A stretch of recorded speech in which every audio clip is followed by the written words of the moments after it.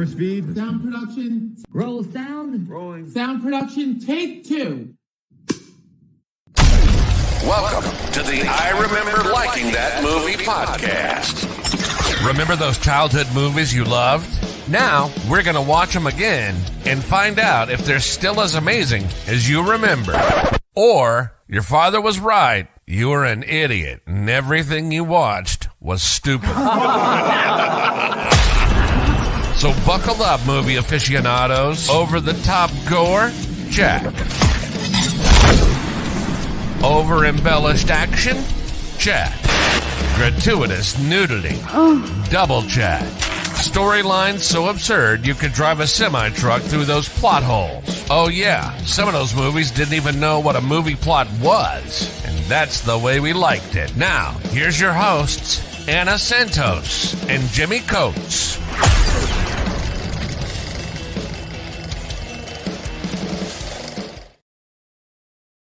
Yeah. All right. All right. Welcome to the I Remember Liking That Movie podcast. If you are joining us, we are about to preview not one, but 2 Nightmare on Elm Street movies. One a beloved 80s classic. The other, not so much in my research. Valid. I am looking forward to both these for 2 very different reasons. I'm looking forward to watching both these movies. I remember loving the first one. Mm-hmm. I thought it was the most terrifying one of them all. I don't know if it was my favorite. The 1984 original was not my first Elm Street movie either. I didn't watch them in chronological. I was too young. I wasn't there. I wasn't going to movie theaters in 1984 when Nightmare on Elm Street came out. No, neither was I, but Nightmare on Elm Street, 1984, it was actually the very first horror movie I ever saw. Oh, nice.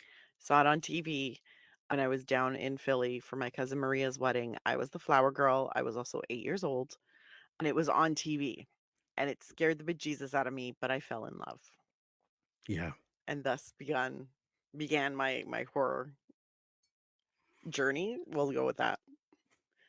Nightmare on Elm Street 3 was the first Elm Street movie I saw. Yeah, in fact, Dream Warriors, Nightmare on Elm Street 3, number 2, and part 4, and then the first one.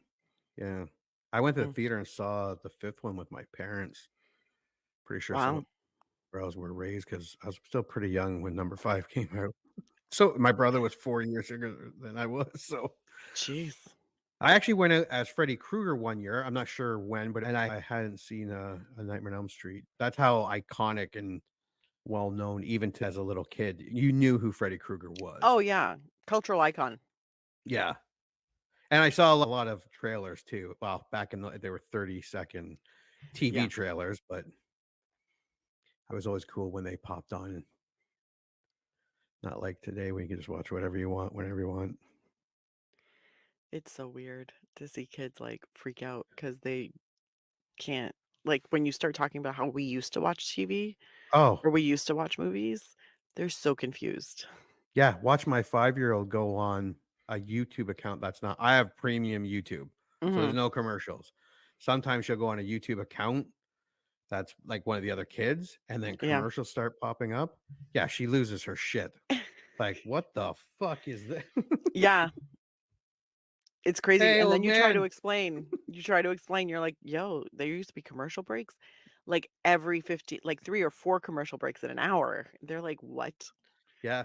And you had to wait a whole week for the next episode. And there were like 5 to 8 commercials within those commercial breaks. Yes. Yeah. Yeah, she's sitting there going, "Are we poor? Can you not afford? Do we have to watch commercials now? Did you lose your job?" That's amazing. This is I- real standard TV. Yeah. I remember being young and fucking terrified because he wasn't the 1984 one. He wasn't the wisecracking, loving rapscallion that we had grown to love. But he was. I remember him being very scary I remember this movie in the first being one. in 1984, Freddy was menacing. Yeah. And it was creepy, and you definitely got like Stranger Danger vibes from him. Yeah. Whereas eventually he became kind of more comedic in the later incarnations. Yeah, because 94 was a straight horror movie, and it was Yeah. made to scare. The third one, which I remember being awesome and might be my favorite, it started to get more comic book Mm, style, cool. But yeah, not the first one. yeah. How long has it been for 1984 Nightmare on Elm Street? Hold on. Let me do the math. At least 15, maybe 20 years.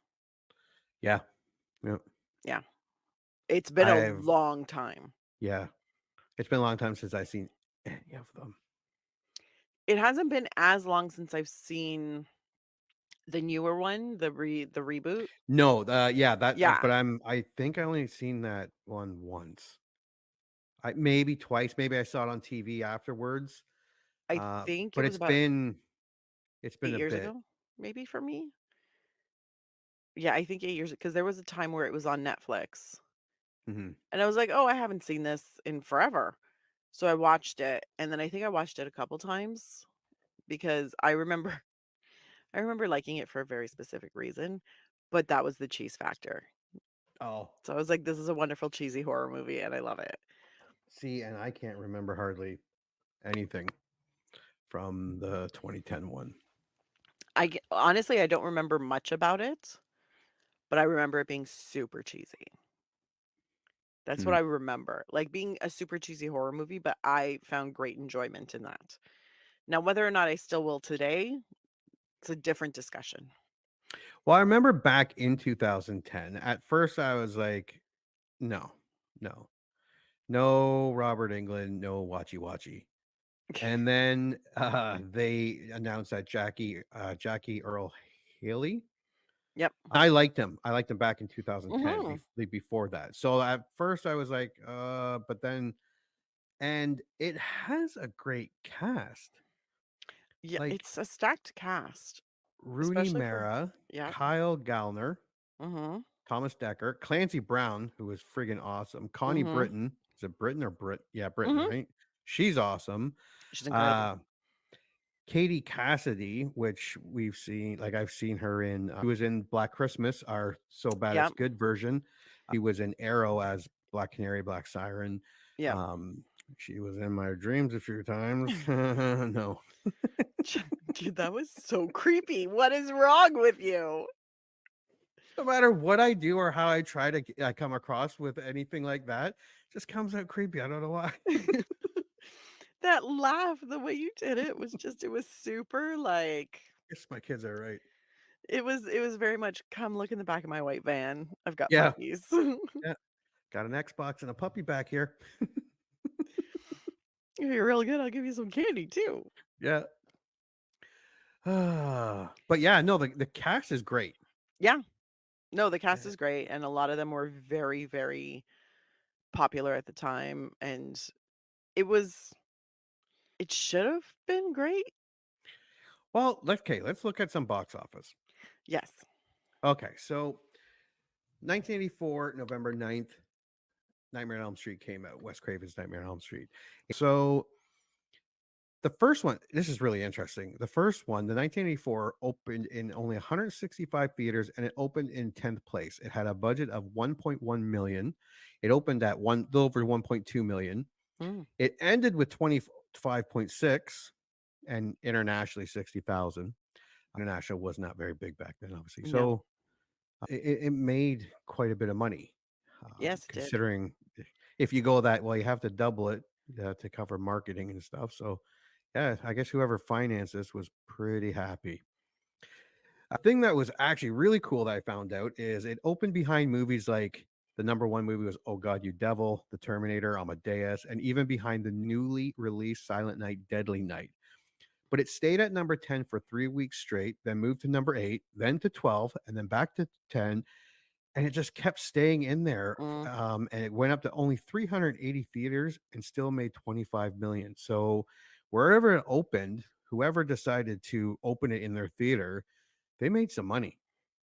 It was a steady and I feel like because this is a classic, if you're into the patriarchy, a date night movie because that was very much the, "Oh, well, if you wanna, get a little action, you take Yeah. your girl to a scary movie.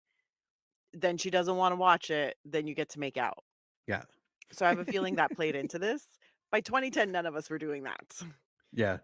The girls are Yeah. like, give me more blood and more gore. Now we move to 2010, and Elm Street opened in a lot more theaters, 3,332. It opened in first place with a budget of 35 million. Its opening weekend, it made 32.9. Its domestic was 63 closing, and its international was 52. So it made $115.6 million when all said and done. It made money, and I know it made money. Wait a minute, 2010. There were still were there video stores in 2010? There were They still were, videos, but yeah. they were starting to dwindle. We still have Blockbuster. Blockbuster was going strong. A lot of the indie places were closing down by then. So it made even more money, and people would have bought it and streamed it, whatever. So it did well that way. I'm In the surprised it box made that office. much money. I didn't think it had. And then when I found this out, I'm like, well, why isn't there a sequel? And we'll get to that. Oh Lord. Okay, so let's do Tale of the Tape for 1984. A Nightmare on Elm Street is a 1984 horror movie rated R and comes in at 1 hour and 31 minutes. Taglines. She is the only one who can stop it. If she fails, no one survives. That's a shitty tagline. Yeah, it's not very good. If Nancy doesn't wake up screaming, she won't wake up at all. Better than the first one. Better than the first one, but it's still not a good tagline. The kids of Elm Street don't know it yet, but something is coming to get them in their dreams. Okay, that's not bad. That's too not bad. long, but it's not Yeah, bad. you could have trimmed that a bit. Yeah. Synopsis. It's a creepy picture. I remember this scene, and I remember it making me very uncomfortable. In Wes Craven's classic slasher film, several Midwestern teenagers fall prey to Freddy Krueger, Robert Englund, a disfigured midnight mangler who preys on the teenagers in their dreams, which in turn kills them in reality. After investigating the phenomenon, Nancy, Heather Langenkamp, begins to suspect that a dark secret kept by her and her friend's parents may be the key to unraveling the mystery.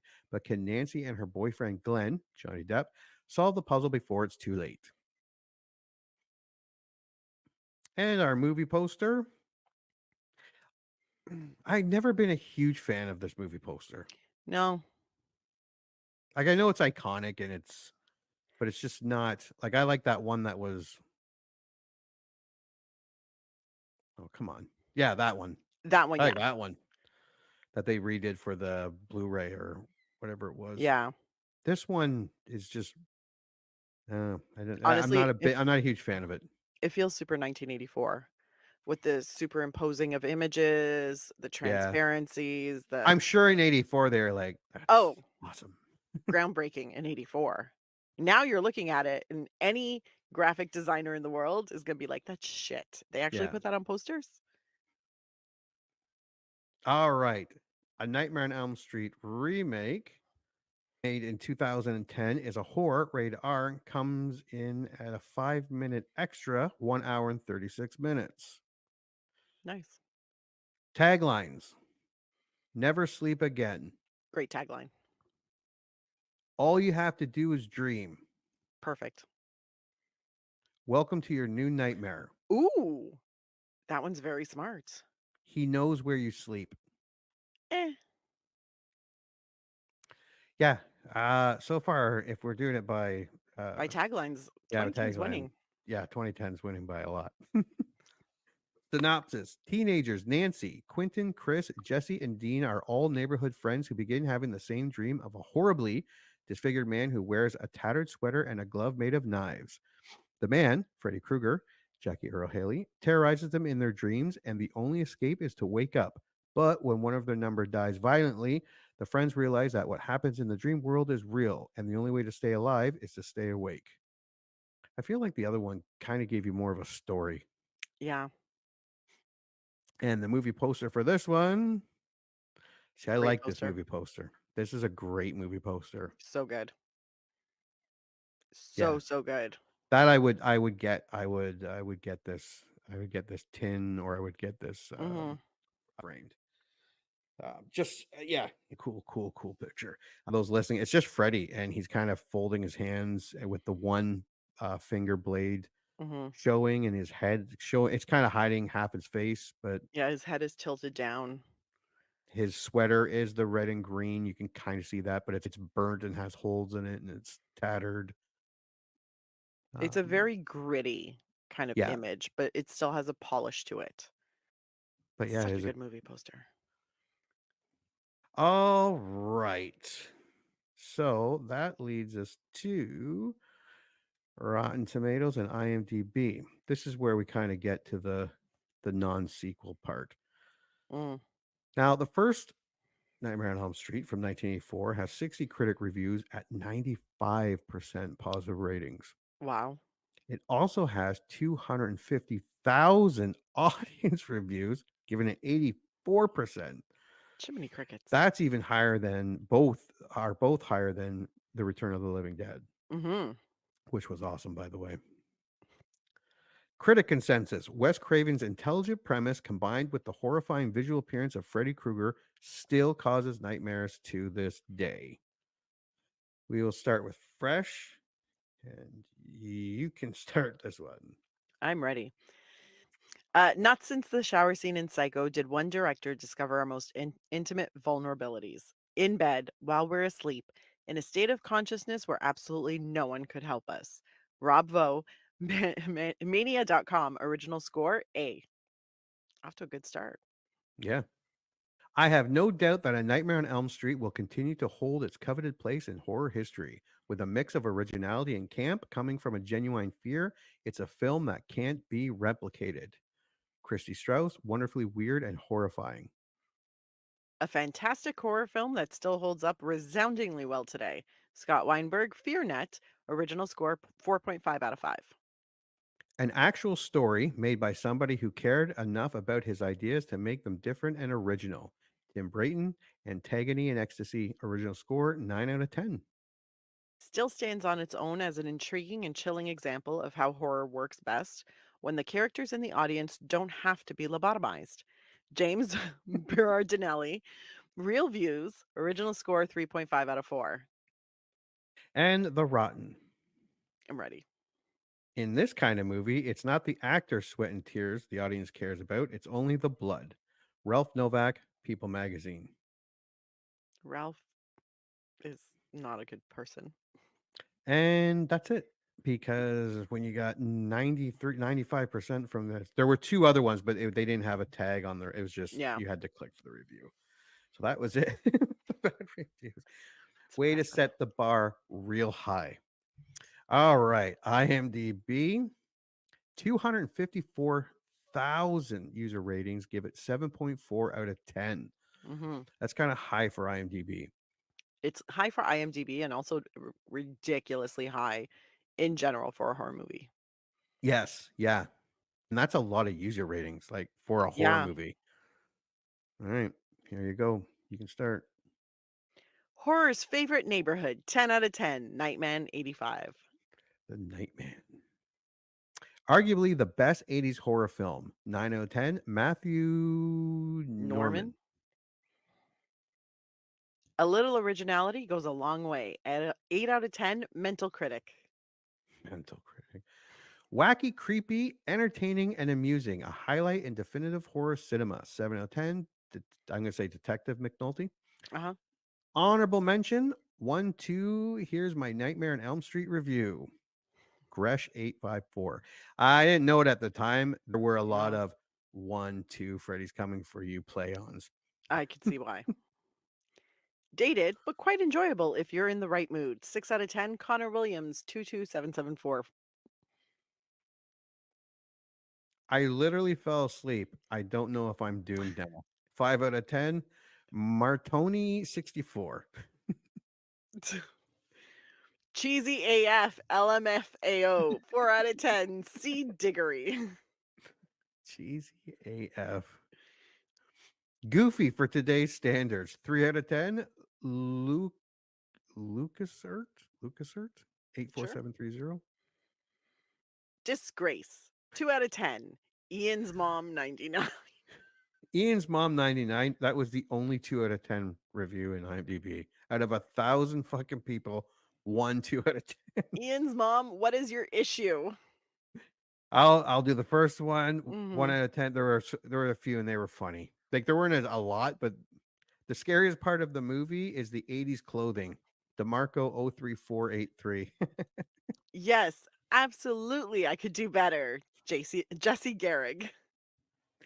Who took over the casting after Johnny Depp was cast? Chris Stewart. Spoiler, not epic. Very sad. Gonna go cry. Katarn Skywalker? Sure. Katarn Skywalker? Pattern. Sure. All right, now let's move on to 2010. 2010 Mhm. has 185 critic reviews, which meant a lot of reading, and it Yes. comes in at a whopping 14%. Jesus. 1-4. That's 1-4, 14%. I think they were scared to do a sequel. It Yeah. has 100,000 audience, which is a lot less than the original, and it comes in at 43%. That's a little better. Mm-hmm. Even from someone that's not good at math can figure that one out. Critic consensus is visually faithful, but lacking the depth and subversive twist that made the original so memorable. The Nightmare on Elm Street remake lives up to its title in the worst possible way. Wow. This is going to be harsh. So you could start. I think it's a film that succeeds within its own boundaries. For that, it does deserve faint praise.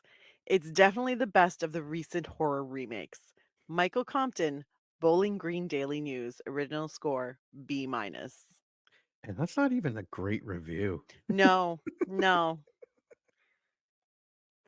Many people have already made the mistake of holding this film up to the original, expecting it to be just as good, but it just isn't. However, taken on its own, it's still an entertaining horror film and an interesting take on the material.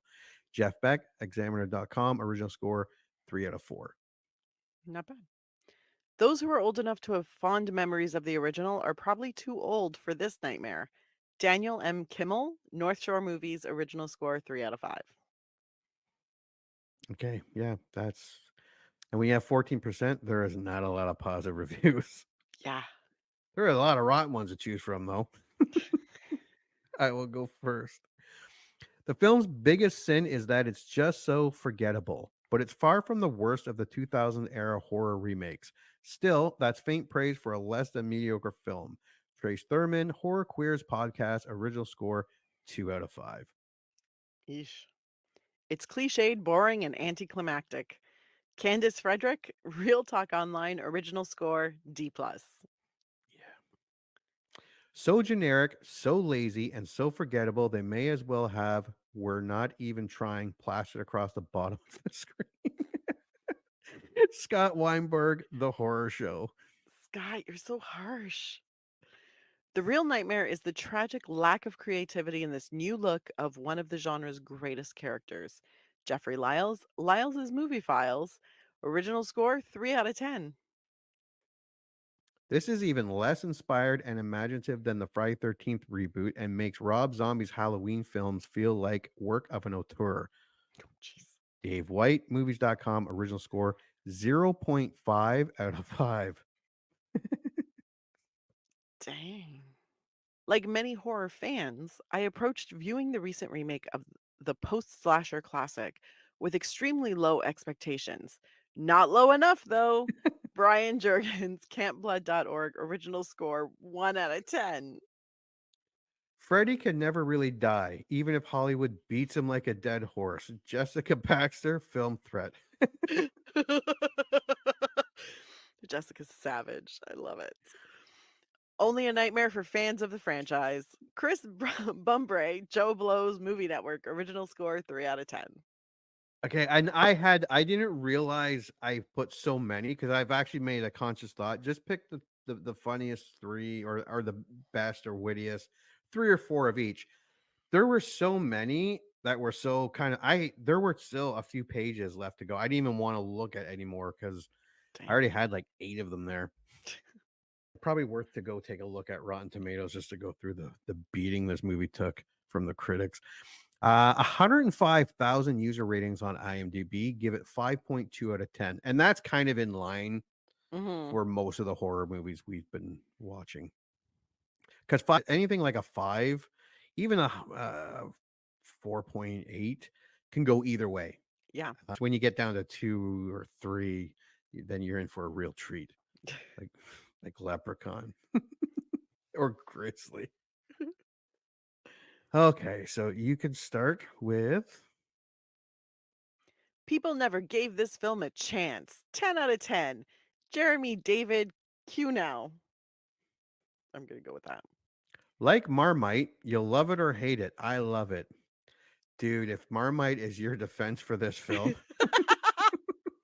I've had Marmite on a few occasions. It is not good. It's gross. Ugh. Sure, it's not as good as original, but it's damn good. 8 out of 10. Unique particle. Nostalgia can be a nightmare. 7 out of 10. Al Clark 18234. Don't be a Freddy snob. 6 out of 10. D. Abels 88. A Yawn on Elm Street 5 out of 10. Hey, Sweden. 1-2. Boredom is coming for you. 4 out of 10. Arthur JF 1211. This practically gave me cancer. 3 out of 10. Sarah Reynolds hates you. And if anyone's listening, if you go to A Nightmare on Elm Street 2010 IMDb and go to the viewer ratings and find 3 out of 10s and find Tara Reynolds hates you, her actual review on the movie is quite worth going to seek out and read. This practically gave me cancer is not the worst thing she wrote about this movie. That's saying something. Wow.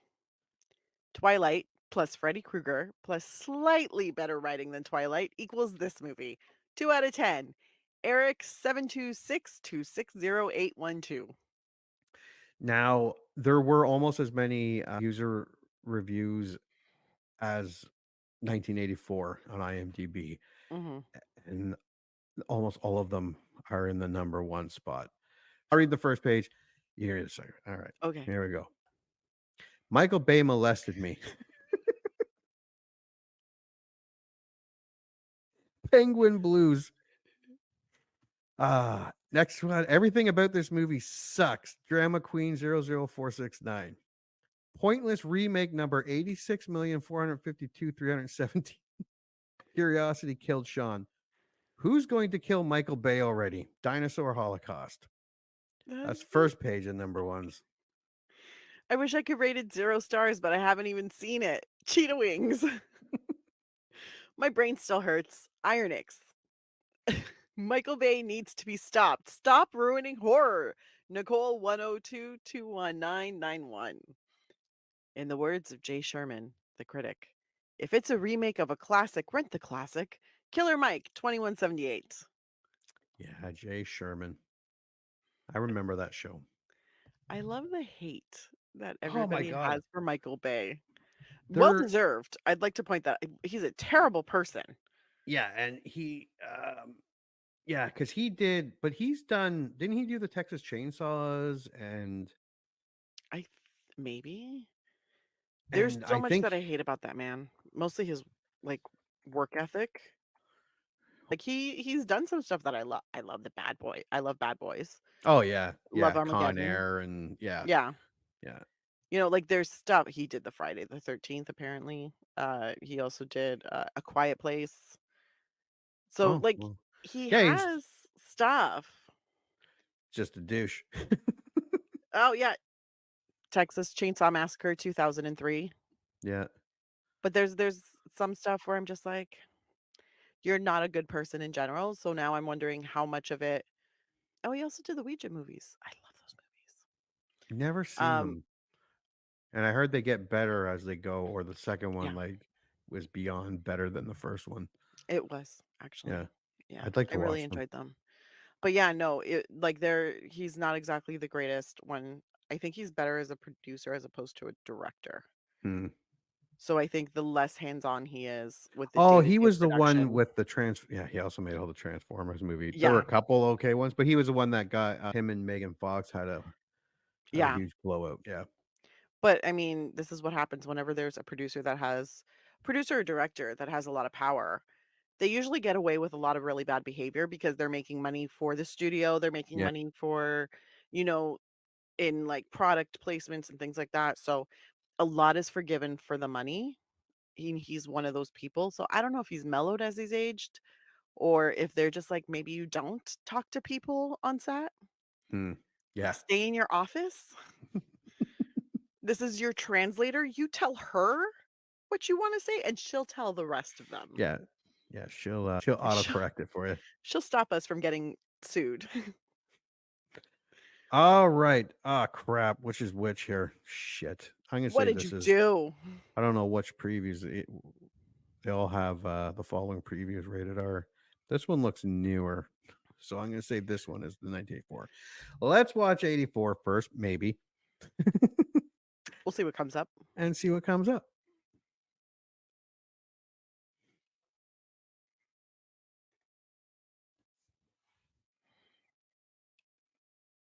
I got it right. I'm impressed with you already. The kids of Elm Street don't know it yet, but something is coming to get them. There's something out there, isn't there?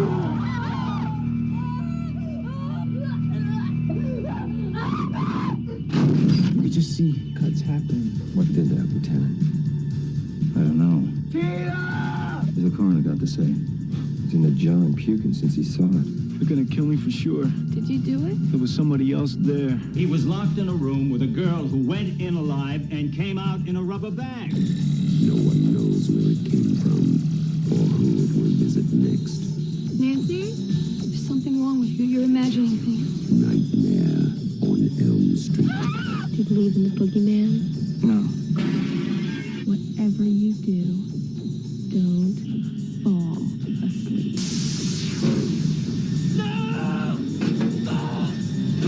She's the only one who can stop it. If she fails, I'm your boyfriend now, Nancy. no one will survive.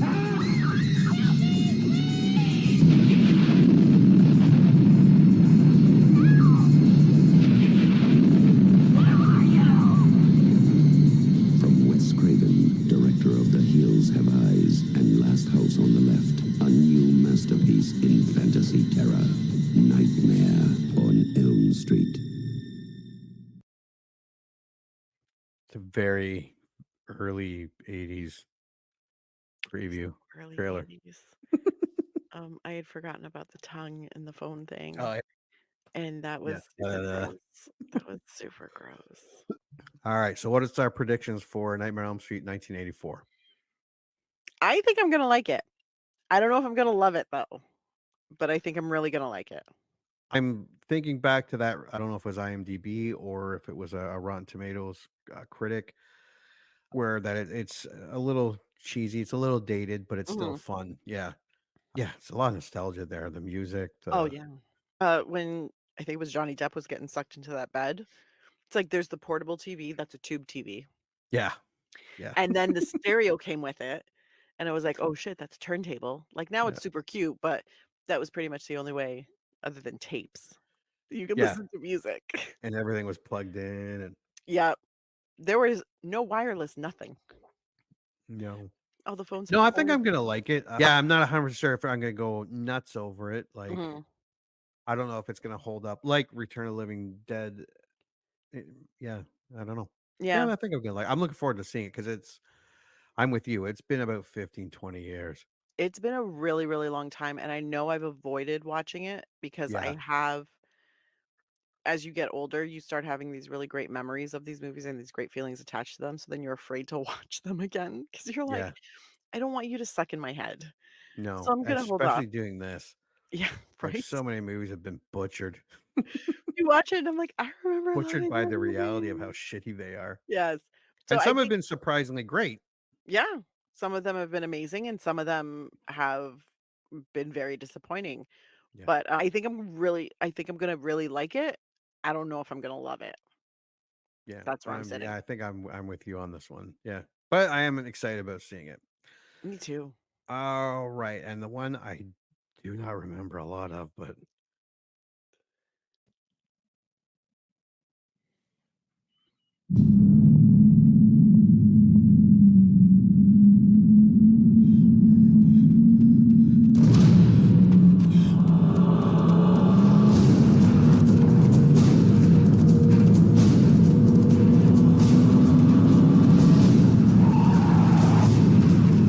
Kruger! Come on out, you sick bastard!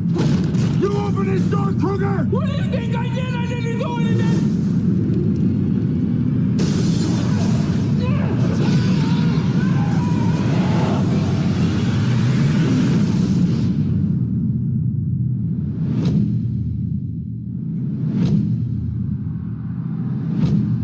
I'm having these dreams. And there's this man. And he's burned.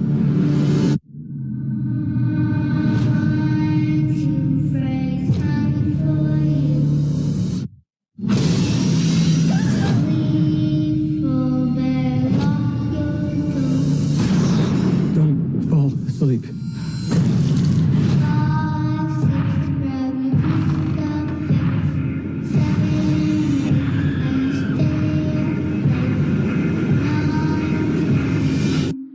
Never sleep again.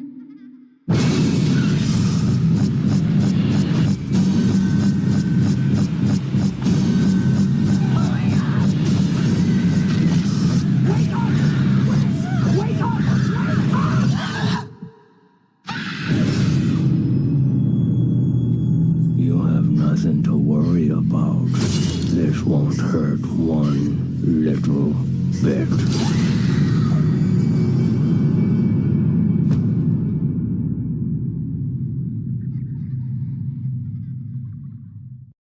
Okay, so either the editor of that trailer is a fucking superstar, or this movie is actually good. I was gonna say it doesn't look bad It doesn't look bad at at all. all. No, it looks actually pretty cool. Now, after we watch it, we can say whether or not the trailer editor is magic. Yeah, and that does happen a lot. It does. Sometimes trailer editors are just awesome. It's so awesome. Then you watch the movie and you're like, that is not what was sold to me. Yeah. Yeah, no, it looks good. And I don't remember a lot of it. It looks like a lot they took from the original. Hmm. The only difference is maybe I disliked it, and maybe a lot of people disliked it because it wasn't Robert Englund. I can understand that. Yeah. And he's so iconic as the character. Like it's not like Friday the 13th where Jason has looked. Like Freddy talks. Freddy is a Yeah. character.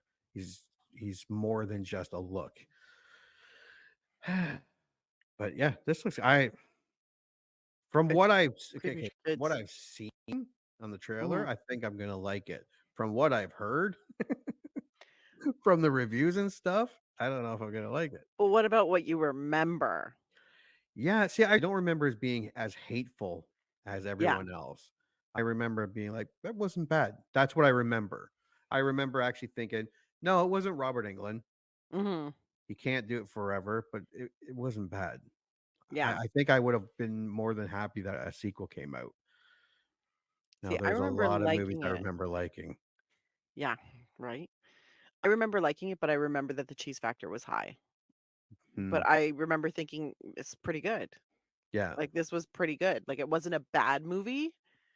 It just wasn't like OG Nightmare on Elm Street. Like it had a yeah. different vibe to it. But I don't remember a lot of like what's in the movie. And see, I think Friday 13th would have been a lot easier because we like the reboot. Yeah. I like the reboot a lot. But you I like just the need a movie. big dude with a machete and you're good to go. Yeah, because then the only characters you really have to care about are the characters who are being killed or Yeah, trying to survive.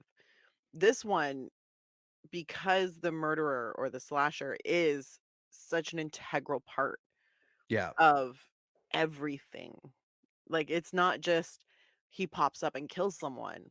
He torments them. yeah, Like that's his shtick. Like he goes around tormenting and stalking them and upping the fright factor that way. It's not just like, oh, look, this is a pretty field. Oh, shit, a machete just took off my head. Like, this is very different vibes. Yeah. So we'll see if the scary factor comes through. Yeah. All right. Well, we are going to go watch A Nightmare on Elm Street 1984 and A Nightmare on Elm Street 2010. We are going to review them on their own and then see which one is the better. I can't All right. wait. Me neither.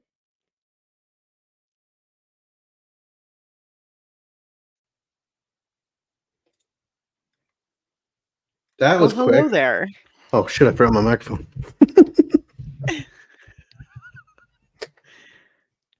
You watch those movies quick. Yo, your volume's like super high. Is it hot? Okay. How's that? Much better. Yeah. That's much better. Yeah, no, it was I watched it at like 10 speed and I just like powered through. All right. So you have watched A Nightmare on Elm Street 1984. Oh boy, have I ever. Me too. Your initial thoughts? It was okay. And I have a very specific. We could talk more in depth, but That's kind of I what we do. did not remember a lot of things. But I will say this: it did have a very creepy vibe. I will give Yeah. 1984 the creep factor, 100%. But there's one very specific reason why I did not like it, and that was Nancy. She Nancy. was terrible. Yeah, Heather Langenkamp. Oh. I Yeah. wanted to punch her in the throat through the whole thing. Other Yeah. than her, though. Yeah, she beat out, actually, fun fact, she beat out Demi Moore, Courtney Cox, who was the girl in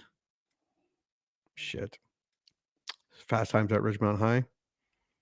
Phoebe Cates. I want Oh, to see yeah. Phoebe Cates. Yeah. I She think beat so. out a lot of people. That's nothing to me. I think this was her first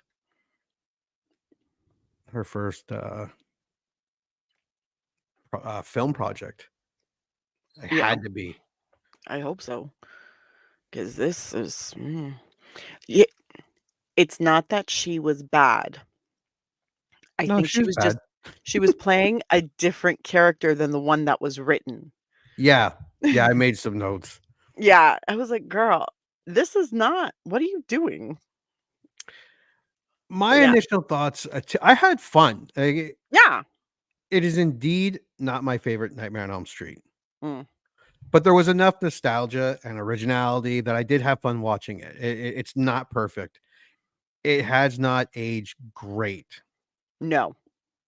But And yeah, no. if you let it live in 1984, Yes. And fun for the movie. yeah. And for the record, this was not my horror era, people. 1984, that was not my era. I was not a teen. I was not a young teen. I was very, very young. I saw this movie had to be a late 80s at the earliest. Mhm. Yeah. So this is not I purists thought and 4 future years after its cult release followers. on TV. We should be clear about that. But When did you see it? overall, I saw it in 1988. Mhm. Like, that's when I first saw it. So it's But it's again, funny you though. saw it young. I saw it very young. I Yeah. was only 8 years old, so Yeah. like So yeah, it's not it your made an era. impression. Oh, well, Uh yeah. Show this to an 8-year-old, it's still gonna leave an impression. Yeah. Overall though, it had a good creep factor. Yep. You know, and if you look at the effects, they were pretty good for that time. Yeah. There was some stuff that was kind of like eye rolly or laughable. Yeah. But I mean, I couldn't get past Nancy. She gone done fucked it up for me because I was just like, she's supposed to play someone who's exhausted and who's just been put through the ringer. I And made that note, and she like was way too she perky and blank. energetic at some times, and then when she's supposed to be tired for a scene, then Yeah. she looks tired. And then she's Like sometimes she's just walking around like, "Hey, I'm gonna go make a sandwich," and you're like, "Girl, you're supposed to be trying to capture Freddy Krueger." Like, I don't understand. or when There she's was a lot asking of her friend, "Did you kill her?"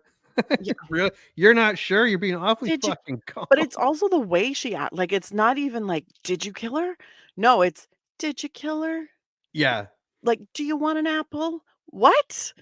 So she was my only real stumbling block in this movie. Otherwise, it was fun, it was a little cheesy, Yeah. you feel the nostalgia, you feel The the, like, score super 80s was greatness, it sounded like a video game was being played half the time. which is amazing. I was like, "Yes, give Yeah. me more." The one that played Nancy's mom really got on my nerves, but I was like, "You're Oh, kinda supposed to get on my nerves," one which that is played fine. Tina's mom. Jesus Christ, Oh mom of the year. god, she was terrible. I was like, "Are you in a trailer right now? Like, you're Yeah. giving off cliche trailer park vibes. This is not cute." Um, and that was also how I knew Tina was gonna die real quick.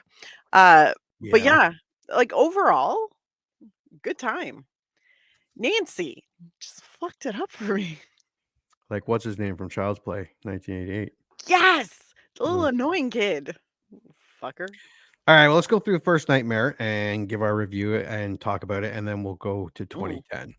Alright, so Nightmare on Elm Street, 1984. Teenager Tina Gray awakens from a terrifying nightmare in which a disfigured man wearing a blade-fixed glove attacks her in a boiler room.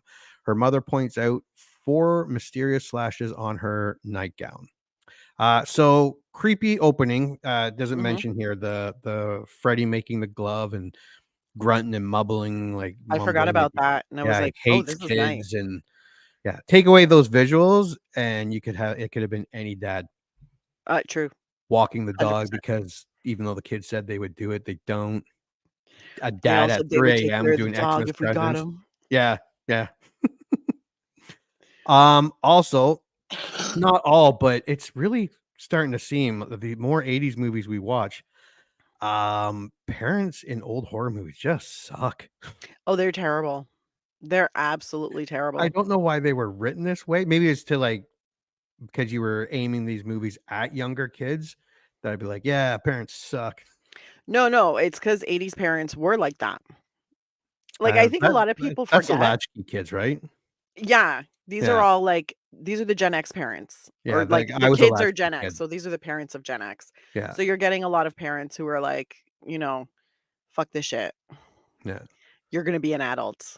Get yeah. over it, wash your own dishes. Yes, You I'm gonna yeah, leave you for a weekend." you're gonna yeah, yeah. Like, anybody Not would have done. now.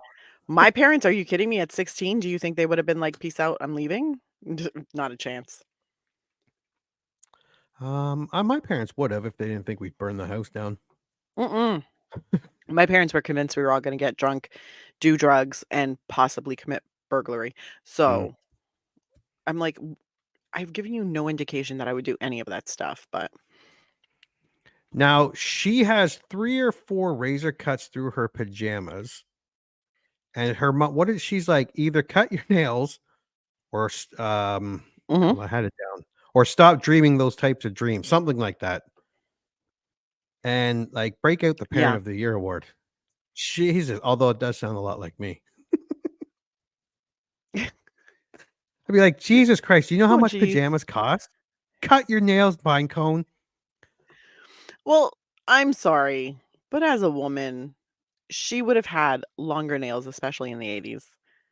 You're Yeah, to make telling me those your nails cuts. are so long, they're gonna cut through a t-shirt? Come on, Yeah, I'd be a little more concerned as a parent, like, "How the fuck did you do that?" right? And what was with the sheep or goat? Was it a sheep?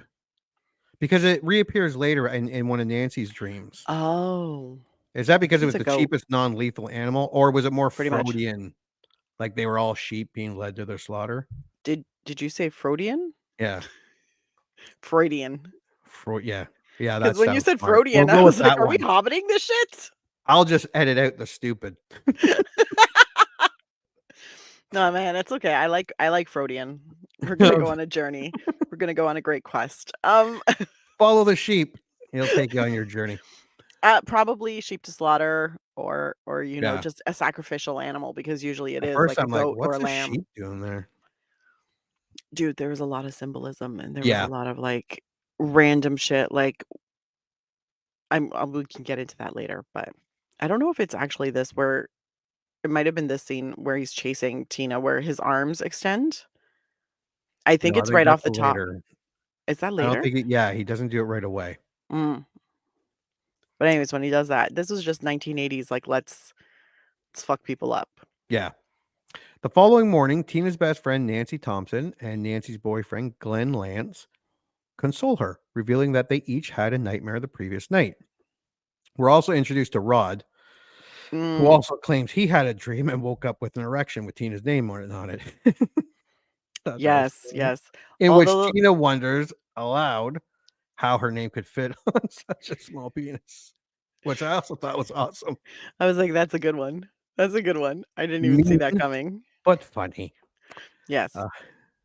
The two stay at Tina's house when Tina's mother goes out of town, where Nancy also confesses to having a nightmare about the disfigured man.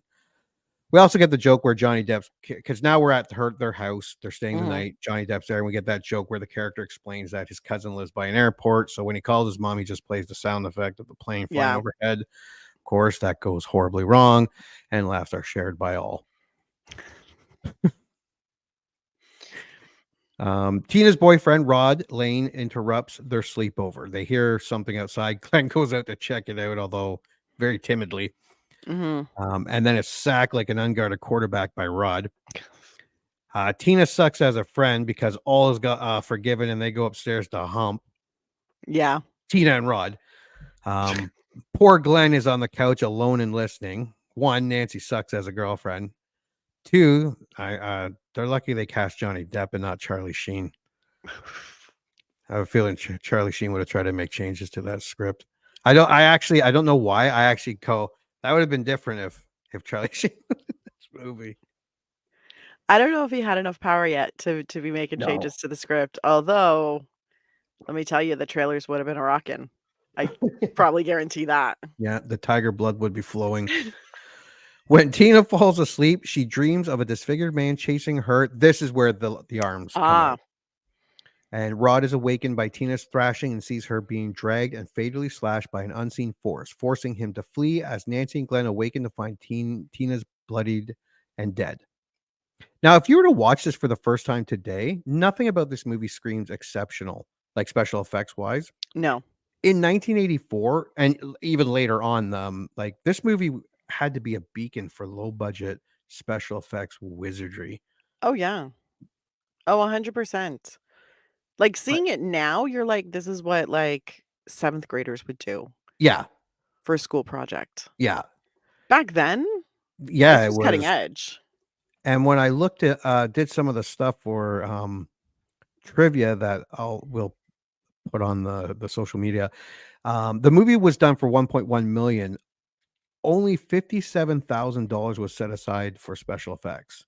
Mm. Jim Doyle, the special effects guy, knowing he would have his work cut out for him, accepted the gig because he was so desperate for work. Like even he knew 57,000 was not a lot. I guess he must have read the script and go, "Are you kidding me? You want to do what?" Well, But he did it. When you work in production, you do the give me your dream list. Yeah. And then I'll tell you what I can actually do for the money you want to get. Because everybody's like, we want to do this and this and this and this, and we have $20. Yeah. And you're like, I don't know why you think that's going to pay for anything. Let me do this. Here's your dream. There, I reworked your dream for you. Mm. And it's another reason I want to get the Blu-ray or 4K and just watch. Or there's that Never Sleep Again documentary about all the nightmare. That's like 4 hours long. That would be a good one to watch. I would love to watch some of this behind the scenes stuff. The next day, Nancy's policeman father, Don, arrests Rod despite his pleas of innocence. At school, Nancy falls asleep in class and dreams that a man chases her to the boiler room where she is cornered. And we'll get to this later, but the way they arrested Don with restraint and carefulness in this movie to how they practically beat the shit out of Jesse in the 2010 version is way different. It's super fun, and we can compare and contrast later, but the 2010 to the 1984 version, because they really are pretty much the same movie. Yeah, there's but not. Yeah, and yeah. Well, yeah, we will talk about that. We can go into that, but it's funny to draw the parallels where it's like This is just kind of a walk up and be like, no, we're just gonna pull the car up. You're gonna stop, Yeah. and then we'll put you. It's fine. Because You're like, when they handcuffed him, they were careful and yeah, yeah, yeah. That, and like, I'm pretty sure in 1984 the cops weren't that careful. well, we also have to remember that Rod is white and a That's suburban true. kid, a suburban teenage white kid. He looked a little Italian to me. He looked a little. I don't know. He doesn't look like he burns in the sun. No, I think his name Rod Lane. It's pretty white. Yeah, Nancy falls and it's that's where she sees Tina and starts to follow her. Yeah, Tina's in the in the body bag. in the body bag. Again, the effects again for today's standards, nothing special. But I No. remember watching it even years after it actually came out for the first time and being impressed. But the great thing is about these special effects, they're not so bad or so dated that it takes you out of the movie. No, no. And that's a true testament Yep. to the quality of them. Because you might see it and be like, they could totally do it better, or they could CGI it now and whatever. But it doesn't ruin it where you're like, oh God, come on, really? Yeah. You're just like you still stay in, so it's not jarring you out of the movie. She then deliberately burns her arm on a Freddy chases her. Then she deliberately burns her arm on a pipe. The burn startles her awake in class, and she notices a burn mark on her arm. I noticed it right away before she stood up. Yeah. They had it done and ready to go. Nancy visits Rod at the police station, where he describes Tina's death along with his own recent nightmares about the same man stalking her in her dreams, leading Nancy to believe that the man killed Tina. At home, Nancy falls asleep in the bathtub and is nearly drowned by the man. Still creepy scene. Freddy's glove coming out of the water like that. 100%. And the actually that entire underwater and it's all dark around her and just the bathtub up above was again nothing outlandish, but it's still a decent effect. It does. You're right. It doesn't take you out. No. Yeah. So 1984. This must have been just amazing. And again, Dream Warriors was the first Elm Street that I watched. The effects in part 3 blow this movie away. I think it's been a while, but also had 4 times the budget. Yeah, and probably by the sounds of it, like 20 times the effects budget. Oh, I'm sure. So I'm sure. But it doesn't mean that I wasn't impressed with these effects, and it doesn't mean I still enjoyed them watching it. Yeah. Yeah. Where are we? Nancy then relies on caffeine to stay awake and invites Glenn to watch over her as she sleeps. In her dream, Nancy sees the man preparing to kill Rod in his cell, but then he turns his attention towards her. Yeah, because Freddy just walks through those jail bars. Yeah. And then, okay, so then Nancy runs away and wakes up when the alarm clock goes off. The man, Freddy kills Rod by wrapping a bedsheet around his neck. This was a huge plot hole because Freddy can only get you in your dreams or start manipulating when you're sleepy. How the fuck did he actually move an actual sheet to hang Rod? Answer that, movie nerds. And I think Rod was awake. And Rod was awake. Yeah. I can understand the sheet if Rod was sleeping. Or if he was doing it in his sleep. Yeah, and he was doing it with his hand. Like, fine. But I was like, Rod's awake. That was a little, yeah. How is Freddy doing this? Because this makes no sense to me. Oh. Are you okay there? No, my... Yeah, no, you're green screened. Your cup. Green screen and it's my Freddy cup. It's a red and green. Sorry. It's okay, I forgive you. But yeah, no, that entire scene was a little bit weird. Yeah. Like she's walking through town and then she's watching Rod, and I was like, how are you watching Rod in your dream? Yeah. Like there's a lot of like crisscross, make no sense. Yeah. Again, it didn't ruin that the one movie scene, but I mean, but yeah. Like it would have been better if he hung him in his dream and he was just hovering or floating in thin air in reality. Yeah, or his neck like snaps and then he drops to the ground or something. Yeah, actually having the sheet there, something like that. But that's okay, because This is a movie about a guy who's dead and haunts people's dreams, killing them. So Yeah. suspend you your can't get disbelief too for a hot picky. second. Nancy runs away and wakes up when her alarm clock goes off. The man kills Rod, staging it as a suicide by hanging. At Rod's funeral, Nancy's parents become worried when she describes her dreams. Her mother, Marge, takes her to a sleep disorder clinic where, in a dream, Nancy grabs a man's fedora with the name Fred Krueger written in it and pulls it into the real world. So we get a little bit of science here. I don't think there was a whole lot of information about sleep deprivation and at this time. Well, there was enough to know that sleep deprivation can fuck you up. Yeah. But they don't touch on that enough because poor No. Nancy hasn't been sleeping, but apparently she drinks coffee like it's water. Yeah. Taking hot cups of coffee out of her mom's hand and just downing it. Yeah, if there was any, because if there was any signs, the people in this making this movie weren't using it.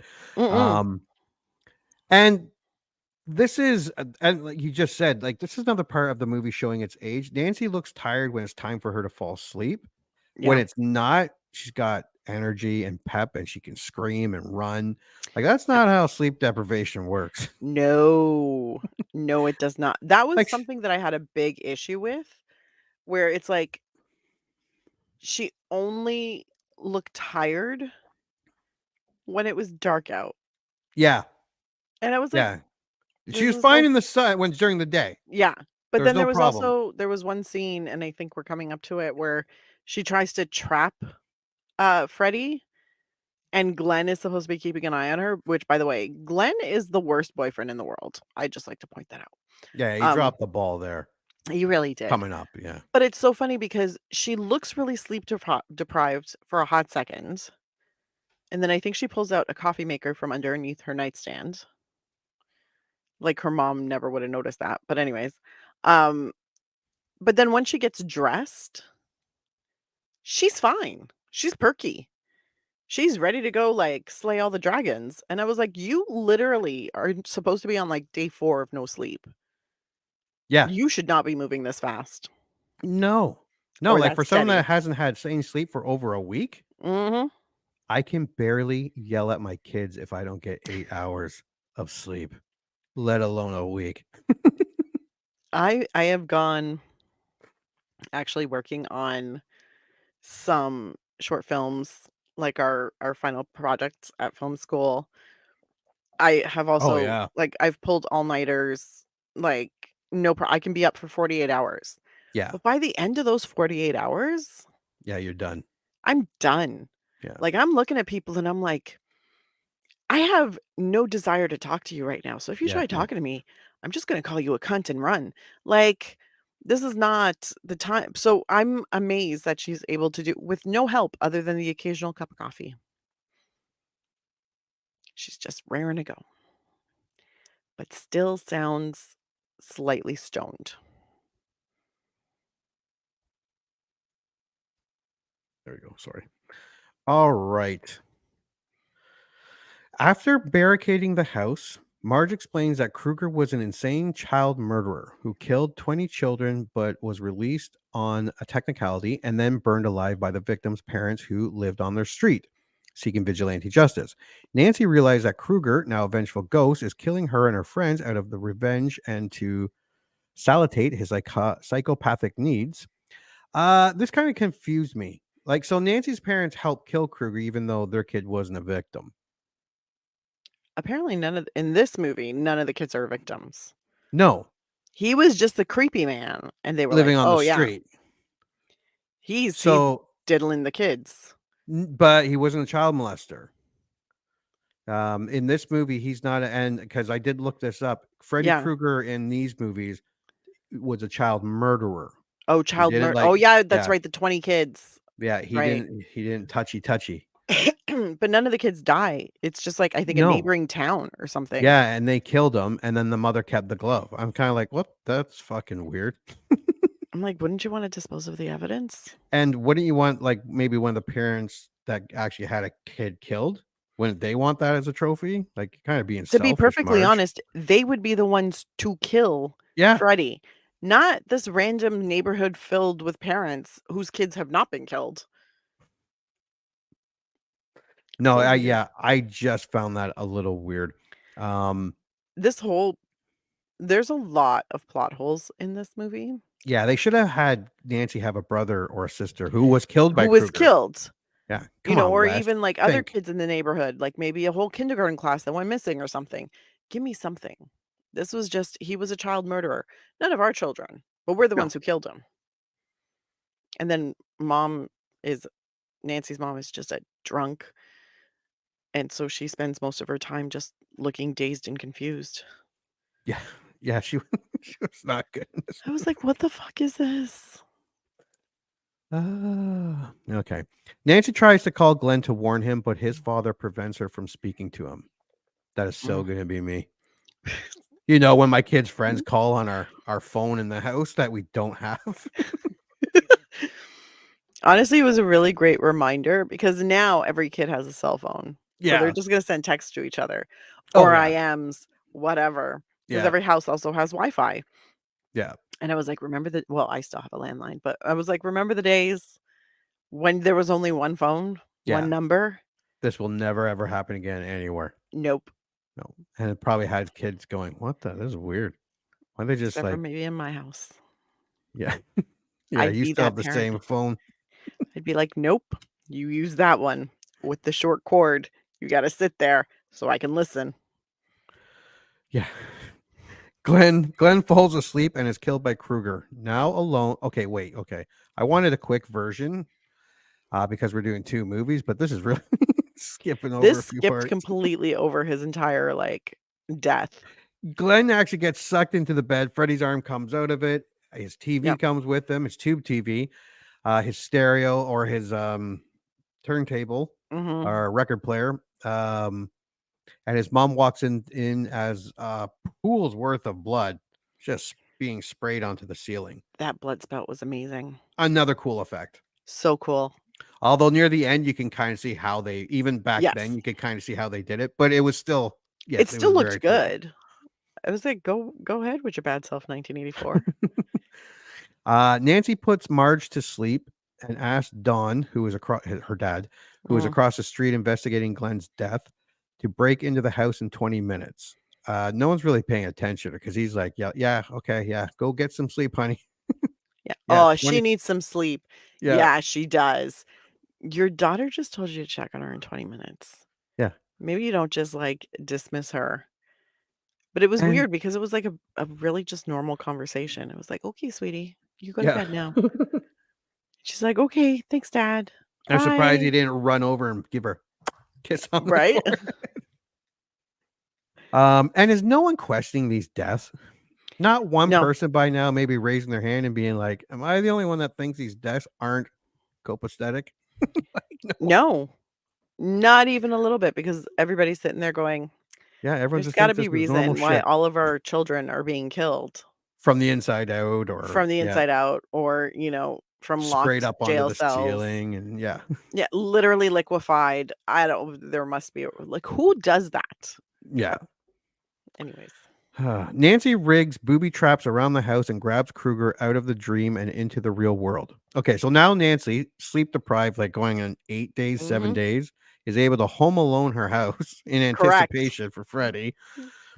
Like Nancy should be sitting in a corner reenacting a scene of the Muppets with socks on her hands as all this is going on.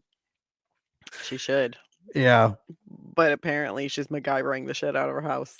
The booby traps affect Kruger enough that Nancy can light him on fire and lock him in the basement. Nancy rushes to the door for help. Okay, miss much? Oh my fuck. She goes into the dream. First, she says goodbye to her mom, who is drunk or pilled or something. She grabs Freddy on Oxy. Yeah, she grabs Freddy's glove from the furnace. Goes to sleep. There's the sheep, I think. Gets chased by Freddy. He grabs her. She grabs him back. Alarm goes off and wakes her up. Police arrive to find that Kruger has escaped from the basement. No, they weren't expecting Freddy Krueger. No, but remember she She was breaks the expecting him window. because she She tells him was that he's expecting him. downstairs. Yeah. But because she gets their attention Yeah. and he was already on fire. So they come busting in because of the fire, because the house is on fire. Yeah. They don't know That that he's it's in the basement. the dream murderer in the Yeah. basement on fire. I really can't complain. If I wasn't so lazy, I'd write my own. Nancy finds that because she finds his footprints, his on fire footprints are Yeah. like coming out of the basement, around the living room, and then up the stairs. Which was nice. I really Yeah, liked it that was. touch. It was really It was good. a Yeah. great touch. Yeah.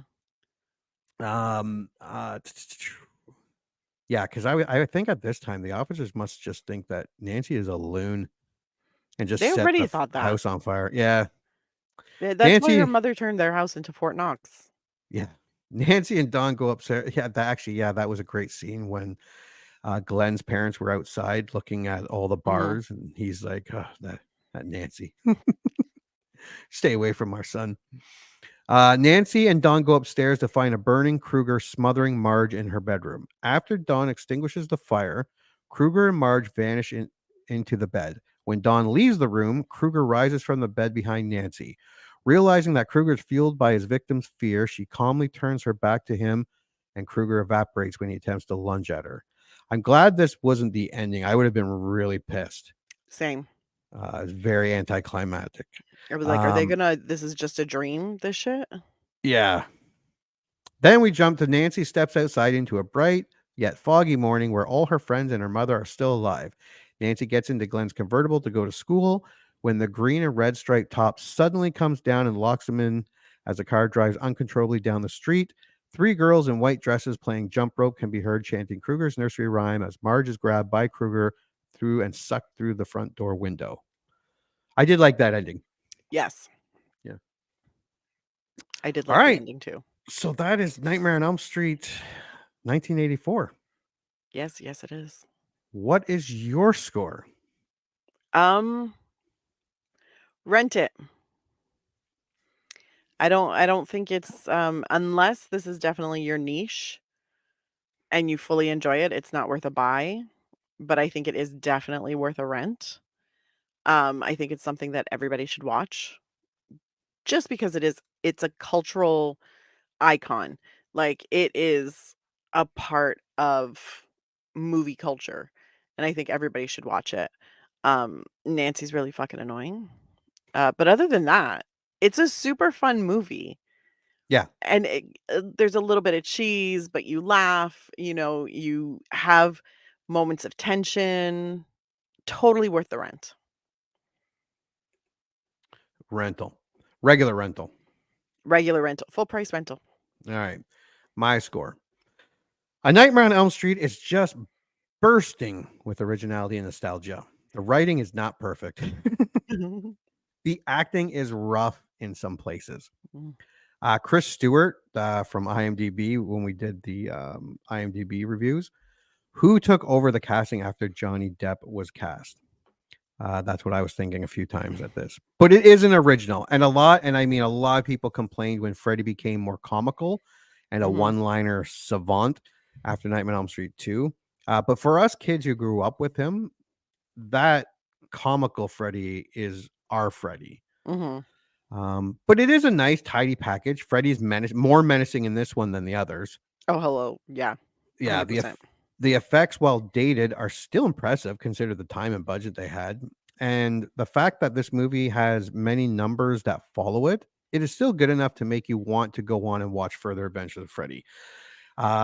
Is it as good as I remember? Yes, because I remember it not being my favorite and not being as fun as other outings. And that's what I got. I still enjoyed it. I still had fun watching it. Again, by the time I started watching Freddy, I watched Dream Warriors on TV first. And I was like 11. I would buy it.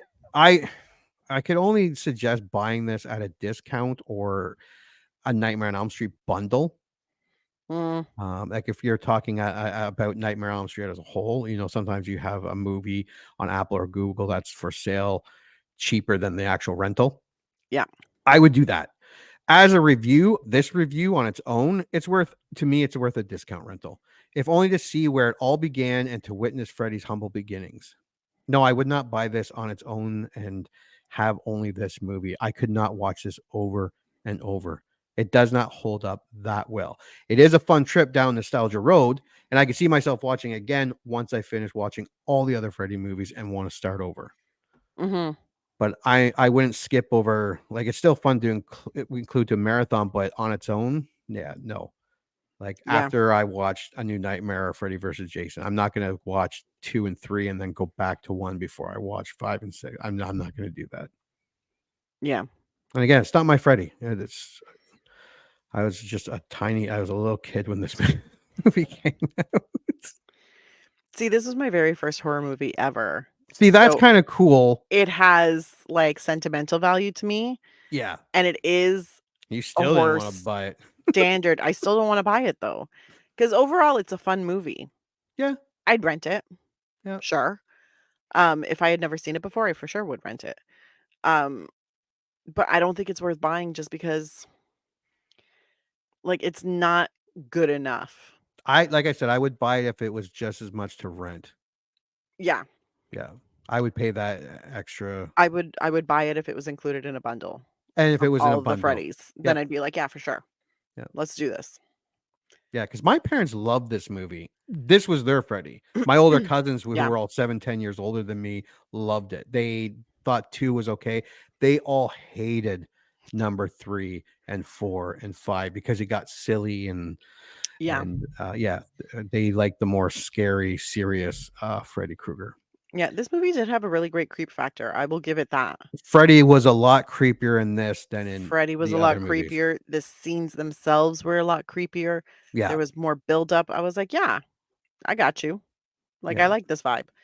Unfortunately, Nancy and her mother. Nancy's they mom. were the worst. Rod wasn't that great. Now, to be fair, a lot of these actors went on to become great. Like, I even heard Johnny Depp did a few okay movies. Really? I always wondered what happened to him. I love Johnny Depp. It was funny though, because when Johnny Depp showed up on screen, I was like, oh, this was before his like super hot stage. And like right now he's in his reclaiming his youth stage, which God bless. But yeah.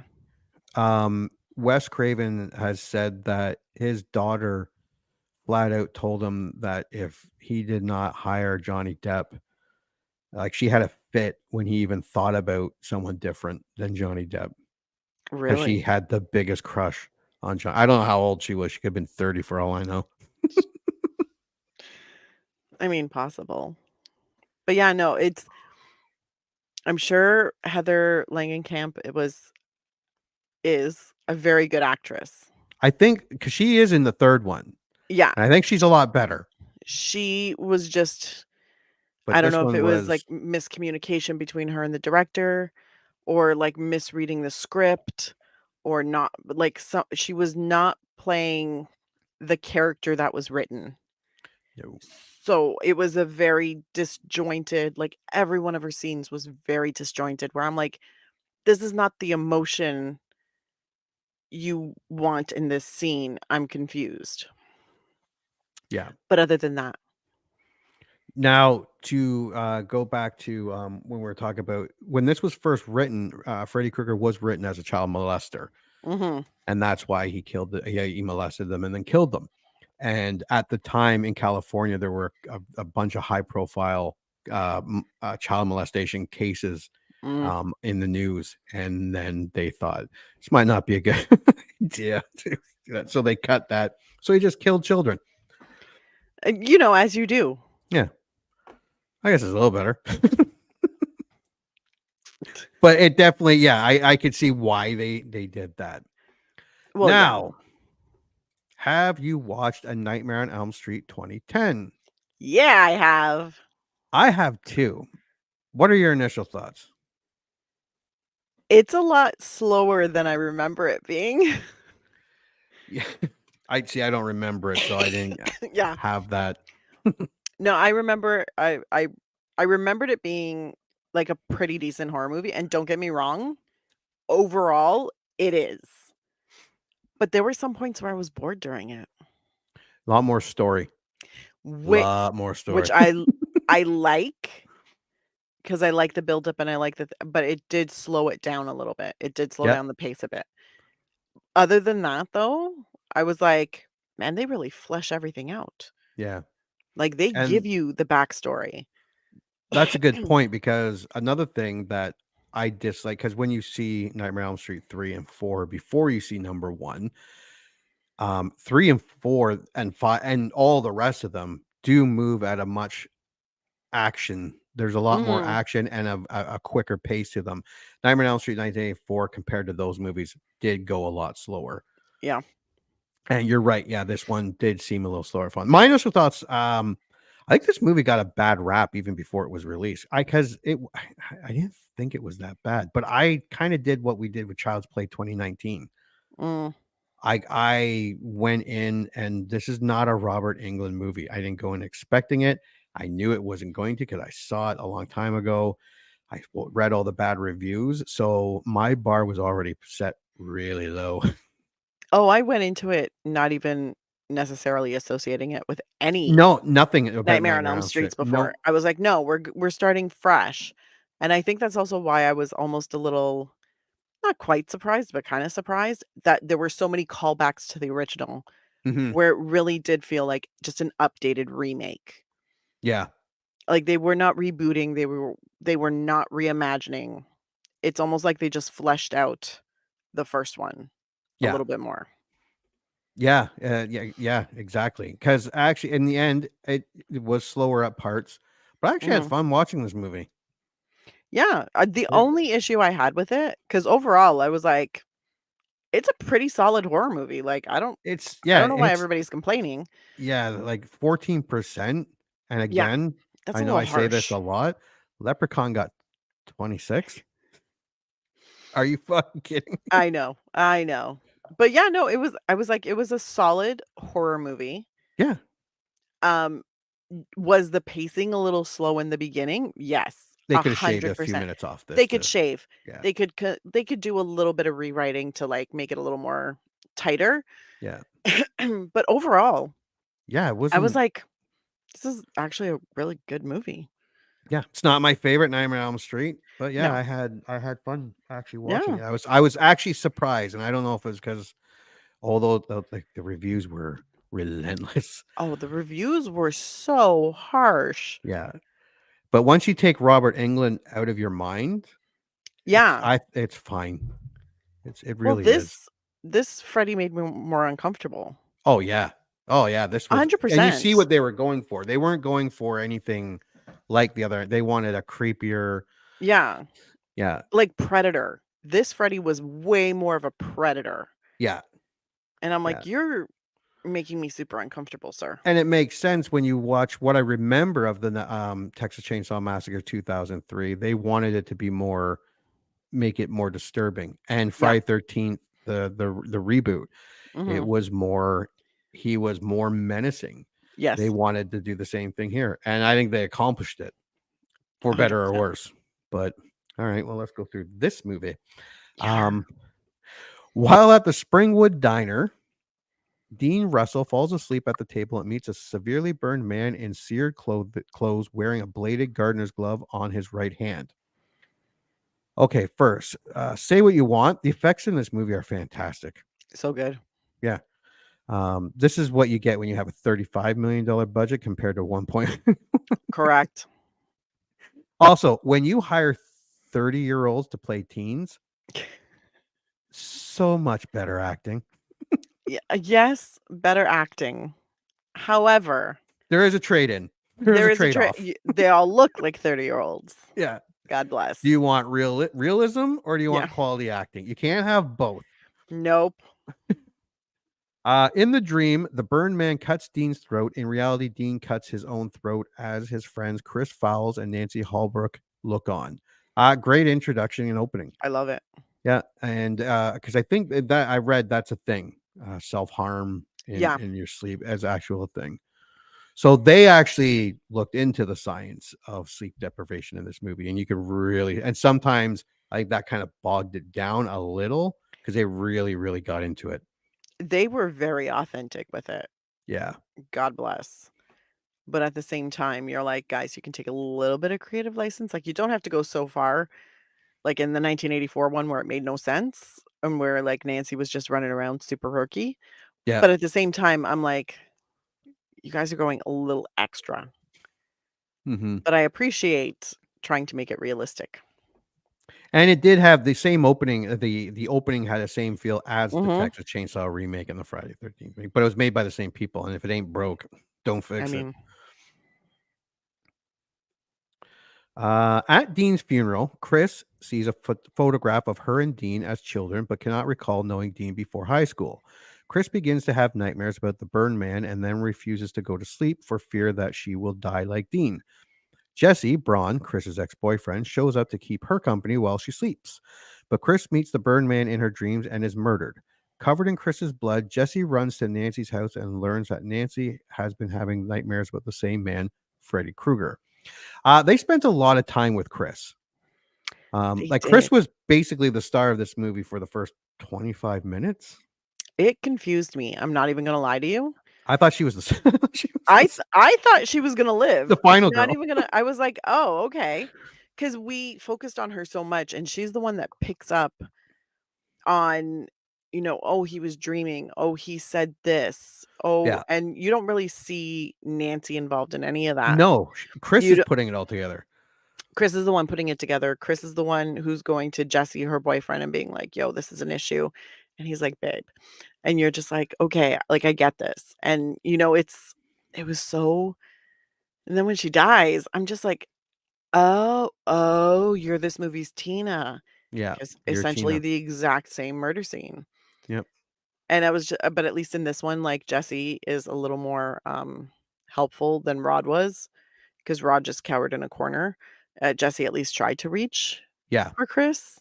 Um, but yeah, it was a I was like, "Oh, so you're not the" I thought they had just changed the Nancy character's name to Chris. Yeah, I definitely thought she was the final girl. I was kind of bummed that she got killed. So this was an homage to the original, and it was a great scene. Like Mhm. everyone was bitching about it was too much like the original. But if it didn't have anything from the original, they'd be bitching about that too. See, but that's why I say this is definitely an updated remake. Yes. Yeah. Like, they were remaking the movie, but they were just putting in updates to make it more contemporary Yeah. and to flesh out some things that weren't necessarily made clear in the first one or that didn't exist in the first one because of when it came out. Yeah. Yeah. But I like this scene. That scene was good. And yes, it was almost exactly like the other one. Yeah, It looked better. It was updated it and it did. did look did. It was better. Sorry. Jesse is arrested by the police under suspicion of murdering Chris. This is what I was talking about. Mhm. They arrest this guy. They Yeah, man. arrest him. They really, really do, and that's how you can tell that this town is completely white because they have to get mean with somebody, so they Yeah. chose him. Yeah. And then Chris is killed by Krueger when he falls asleep in his jail cell and in front of his cellmate. Again, Jesse taken down by the police, much more realistic. Mhm. I did love the scene, Jesse being just like a little bitch, just like I would be. You Cowering at Freddy identified Krueger. Yeah. you What's that? identified you Yeah, identified with the little yeah, bitch in him? Yeah, yeah. that's nice. Offering Freddy to do favors if you let me go. I did also love how the cellmate just freaks out screaming. Like, Yes. I didn't do it. I didn't do it. Well, 'cause I like that there's the quick like, it's not a "What the fuck happened?" It's, "It wasn't me." Yeah. 'Cause I know I'm locked in a cell with this guy, and he literally just burst open. Yeah. "Wasn't me. Who you Wasn't think did me." it? And this is much different than the Mm. Rod getting killed. Where it did make it look like a suicide. This one, but they had no one's gonna be checking cameras because there was a camera in that cell. You saw it when there Yeah.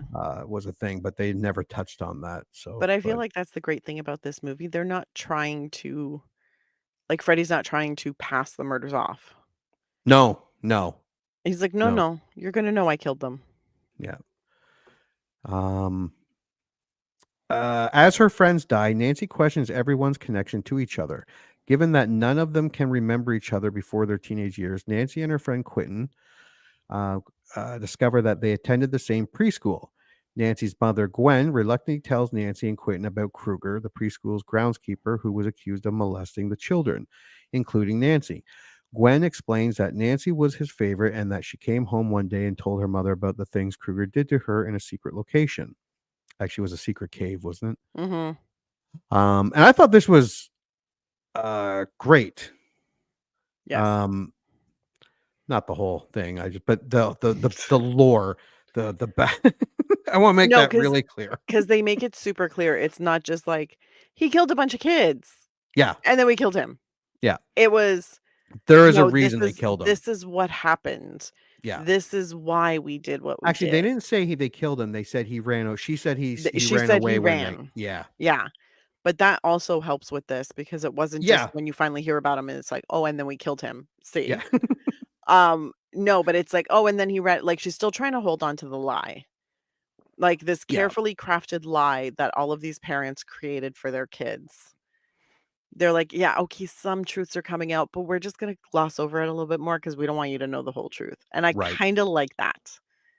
And I believe it was Freddy's Dead, the sixth one. They try to give more of a backstory about his upbringing and him being his father, Alice Cooper, beating the crap out of him.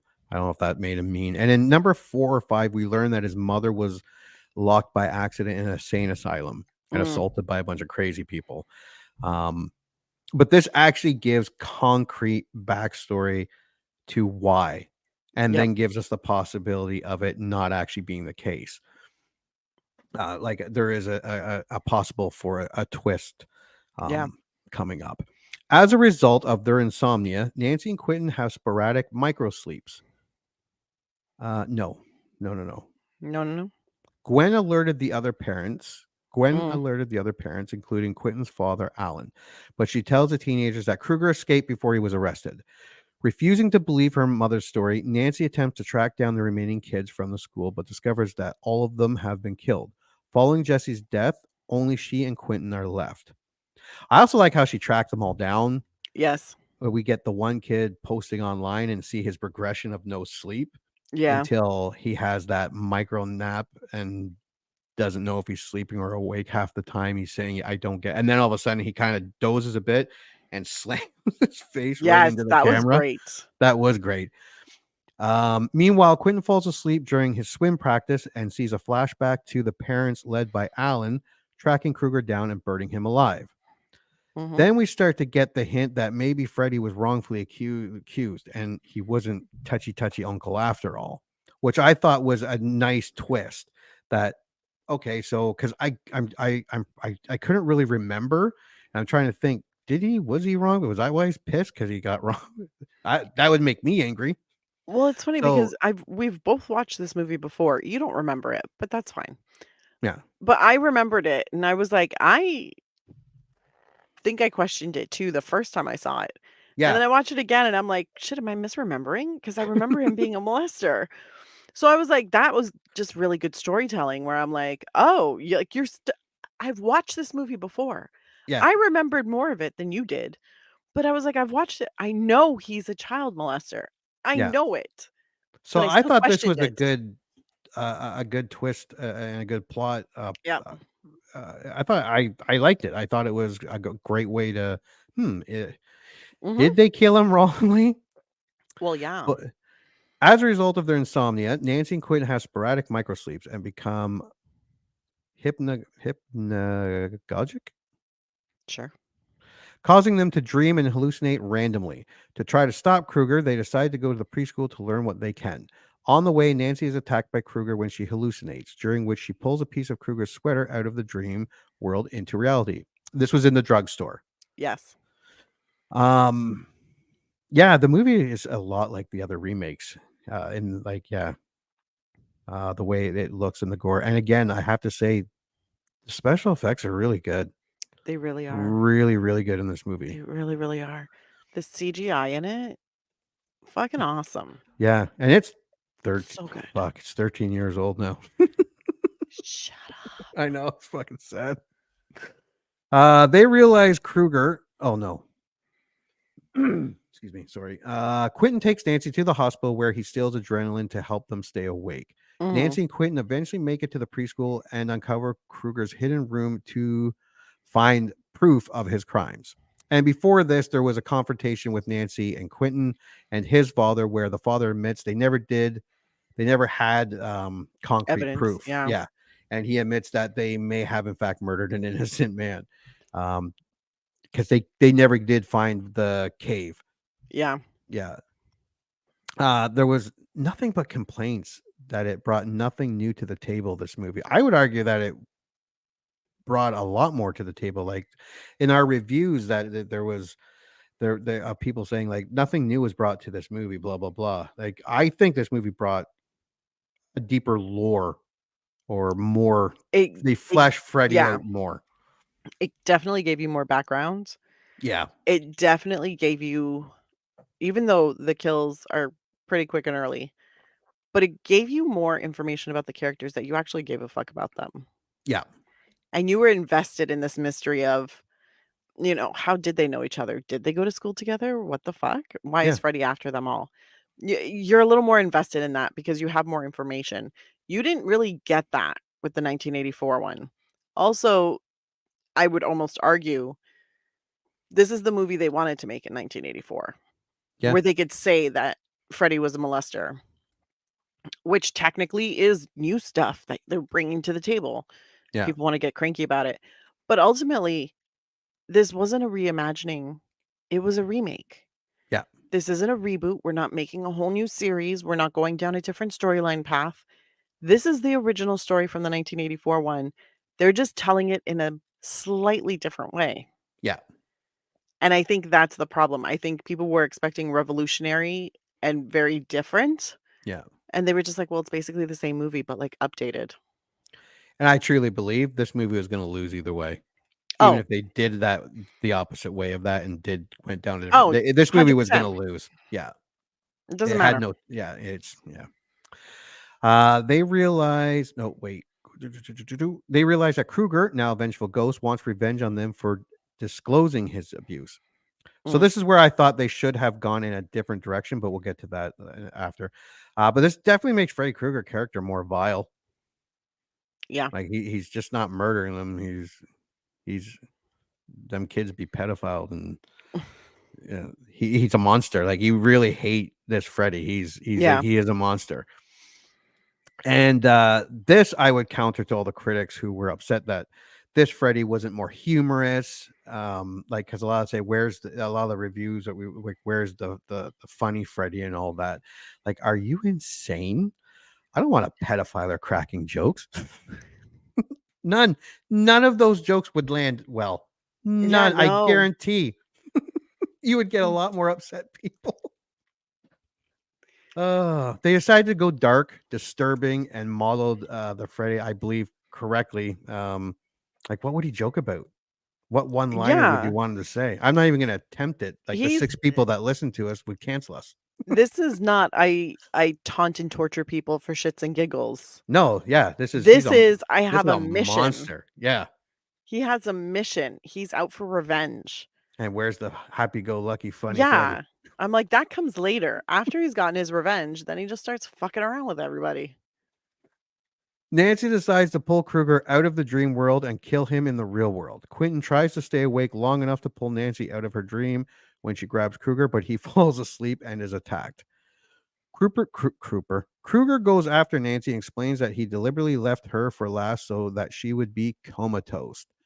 This I also like that was like I like, oh, that's why he wasn't attacking her as much. And so because they did explain this, Quentin explained this to her that after so many days that the brain will just shut down, and one of the worst side effects is you could fall into a coma. Yep. So this was his plan right from the beginning. So she'd be trapped in there with him for a long time. Yep. Ugh. And I love it because that's the ultimate, like not being able to defend yourself, not having a way out. That's terrifying. Oh yeah. And that made him a great villain. Mm-hmm. Yeah, because where the other movies you're cheering for Freddy sometimes, or you enjoy like you're not cheering for this guy. Like he's just a Nope. shithead. Quinn awakens and uses the adrenaline to wake Nancy, who then pulls Krueger into reality. They fight, and Nancy uses a broken paper cutter blade to kill him before she torches the room and Krueger's body inside, along with every ounce of evidence Mm-hmm. of what happened. She and Quentin escape and are rescued by the police officers and firefighters, who are unable to find Krueger's remains. Again, I don't think they were looking for Krueger's remains. After Nancy and her mother return home from the hospital, Krueger suddenly appears in the mirror's reflection while Nancy screams. Krueger kills Nancy's mother before pulling her body through a mirror and disappearing as the movie cuts to black. I like the ending too. When Yeah. she bends down to grab her keys, and when she comes up, Freddy's behind her, and Yep. as she's the glass, and it just fixes itself, and that's it. It's over. And yeah, it was. I like the '84 version, but different. But it left the door open for a sequel. We never got one, and that is our 2010 Nightmare on Elm Street. And your score on this one? It's a solid rent it, but probably rent it at a discount. And here's why I say that. This movie is very like if you've watched any of the previous Nightmare on Elm Streets, this will ultimately, if you go into it, you may be disappointed. So that's why I say rent it at a discount, because I'm like, if you watched any of them before, you're not going to come into this with a fresh mind. So it'll still be good, but you can't help but compare it. But I Yeah, still think people should watch it. It's a solid horror movie. yeah, It's got an actual like developed storyline. You get involved with the characters and you're in it until the very end. So I'm like, it's a it's a good movie. yeah. Period. Enjoy it. I don't think it's fantastic. I don't think people should buy it to keep on your shelf. But I mean, if you see it and it's renting for like $1.99, do it. Or even $3.99. If it's renting for $3.99, go ahead.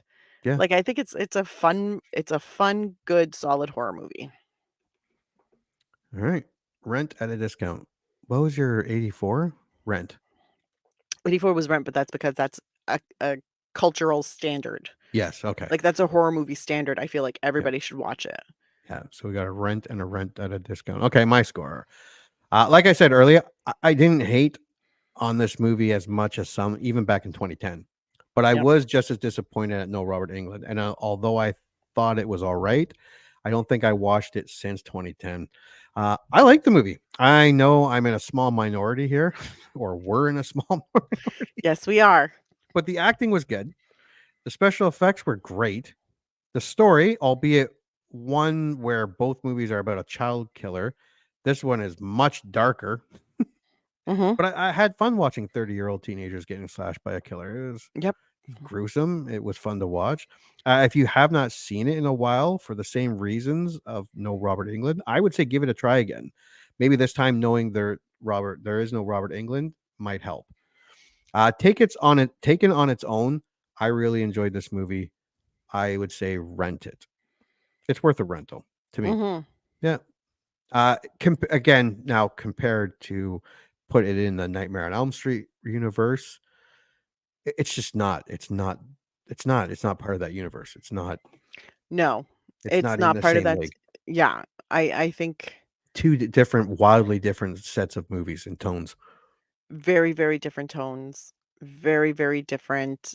Like you can see where they were trying to deviate from the original set of movies that came out. Yeah. And I understand why they did it, but at the exact same time, I'm like, it's good, but you can't expect it to be living in the old Halloweens or the old Nightmare on Elm Nightmares. Streets. Yeah. Sorry, you know why I was thinking about Halloween? Because I was like, the new Halloweens that came out with Jamie Lee Curtis feel like classic Halloween, like the first one that she did, Yeah. 1978, if I'm not mistaken. So those ones that just came out feel like that first original movie. Yes. So you can kind of link them, even though they kinda say, "Hey, remember all those movies in between? Fuck them. Yeah. That's They not a don't real work. thing." Yeah. Yeah. This one is like, "Hey, guys, we're going right back to the beginning, And if we had to restart this whole thing, this is what we would choose to do. Yeah. So if you love the nightmares, the previous nightmares, this one will probably not hit as well. But if you've never seen any of the old nightmares, you'll probably really appreciate this movie and Yeah. think it's a lot better than the majority of the people who have reviewed it on multiple platforms. Yeah, it was harsh. Like, this is not a 14% out of 100 No, movie. Not at all. Again, it's it is not. not. It's the closest to the original Nightmare on Elm Street, but yeah, it's Yeah. darker. Yep. It's yeah, it is different. Yeah, but no, on its own, I really I did enjoy it. I would watch it again. It's a solid. Absolutely. Oh yeah. Not tomorrow, No. but I would watch it again. Down the Oh, road, I would watch it again. in a few weeks, a little closer to Halloween, or when you have some friends over, sure, you put it on. Like this is like that's the thing. I think people take horror movies a little too into the heart. This is just a good solid horror movie. Yeah, And if you yeah. let it stand alone, Alone. Like it's a Child's Play 2019. Let it be exactly. alone. It's a Don't lot better than link you it to the remember. previous nightmares. No. You'll be thrilled to watch it. If you're thinking of the previous nightmares, you're going to be disappointed. And you have to remember too, if the original 1984 Nightmare on Elm Street, if they were originally made Freddy Krueger a child molester, they wouldn't have made like 8 movies after it. No. And they wouldn't have him as funny as he became. Like the Nope. jokes would be wildly inappropriate. There would Yep. never be Freddy versus Jason. Jason would never agree to it.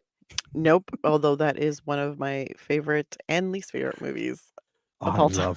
I love Freddy versus Freddy Jason versus so much. Jason is the most ridiculous movie, and I love it. Yeah, it is a I very actually saw ridiculous it movie. when I was scrolling to watch these movies. I was like, wait, I think it's on Crave if I'm not mistaken.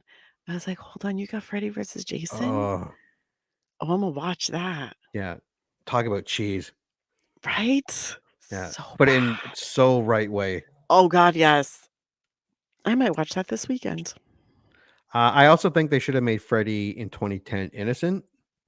Mm, He could have become more funny. yeah, Because after Nancy and Quentin, like, what is he gonna do? Like, he absolutely can't. nothing. Yeah, like molest teens in their dreams. Like, that's not a great movie. That talk about being scared. Oh no, Freddy's coming to get me. Oh But Lord. yeah, there was rumors of a sequel shortly after because this movie did make some money, Yeah, but it never. And because I think they were afraid after the beating it got with the fans and the critics that the yeah. sequel would just be a waste of money, which is too bad because they probably could have done. They probably They could could have have made a done at least couple a more. few. Yeah, Yeah. it wouldn't be they wouldn't become funny or anything, but they could have made No. creepy Freddy movies. I Now, think it could have gotten darker as the movies went on. yeah, yeah, and the effects, yeah, Mhm. they could have really had something. It's just just a different. They went down a different road, and no All it one is wanted it's to. just a different vibe. Yeah, It's what the first and all you I'm nerds out convinced. there ruined it for everyone. Are you happy now? Yeah, yeah. Are you happy now? So, which one's the better one, 1984 or 2020? 2010. That's a hard one. It is a hard one. Okay, I'll go first. Yeah, yeah. Give me yours. I could probably watch the 2010 sooner than I could watch the Mm. 1984, just because of the better acting, better effects. But it's like that thing when I said I loved Schindler's List. Mm. Doesn't mean I want to watch it all the time. Or there's movies that are great, and 1984 is kind of like that. It is the original. It has so much nostalgia. I would say the 1984 is the more better, fun movie. Mhm. Just because we grew up with Freddy Krueger. That's Yeah. the first movie to that series. So I'm going to say 1984. But I'm also going to say that doesn't mean 2010s. Again, like I said, I would probably watch that if I had $5 and I was in a movie store and I could only buy one, I would probably buy 1984. Okay. I'm actually gonna go with 2010. You like 2010 better? I like 2010 better, and here's why. They tell Freddy's story better. They do tell a story better. They get you in with Freddy, because in 1984, don't get me wrong, you get a little bit of why Freddy is Freddy, Mhm.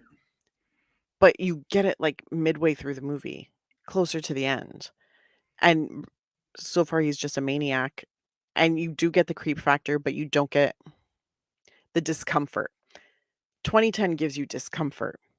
It makes you super uncomfortable, and you get more and more uncomfortable as you learn things, and then you're Yeah. like, "Oh, shit, was he innocent, and they killed an innocent man?" And then you're like, "Oh, shit, was he not innocent?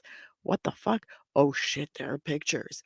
Like, I think you get way more involved in 2010, and I think it just makes for a better movie experience. However, I'm still gonna say 1984 is a standard. It is a cultural icon, and it is something everybody needs to experience. Personally, I believe that. Yep. Unless gushes of blood, like waterfalls of blood, make you uncomfortable, then maybe don't.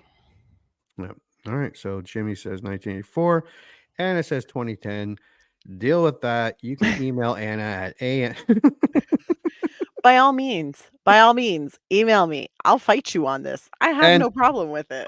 I agree. I was pleasantly surprised. Like I will watch 2010 again. Oh, yeah. I was very surprised at how bad it wasn't.